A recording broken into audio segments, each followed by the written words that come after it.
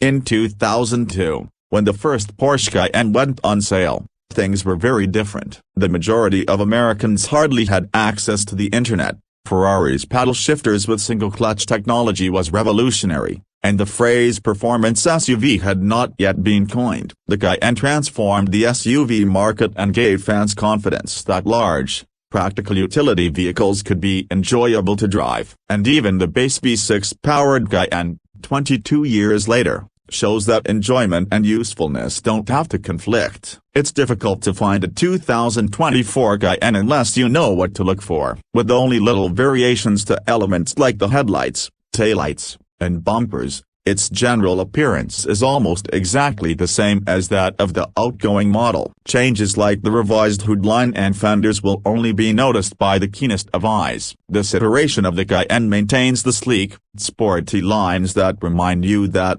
yes, this is still a Porsche. The previous Cayenne wasn't an ugly car. Looking inside is the simplest method to identify a 2024 model. There has been a significant update to the cabin, with the focus on technology. The gauge cluster is a new 12.6-inch curved digital display located in front of the steering wheel. In the middle of the dash is a 12.3-inch infotainment screen that it pairs with. The tiny gear selector, which was inspired by the 918 Spider Hypercar, is located between the two screens. Further down the middle stack, things become more contentious. There is only one cluster of buttons, which includes a volume-controlled knob and climate-controlled rockers, in place of the two columns of buttons that once flanked the shifter on either side. Buttons are used to operate other features, such as the climate control and seat heating. However, neither are they touch-sensitive nor are they standard buttons. Any button in the cluster moves down when you press down on it,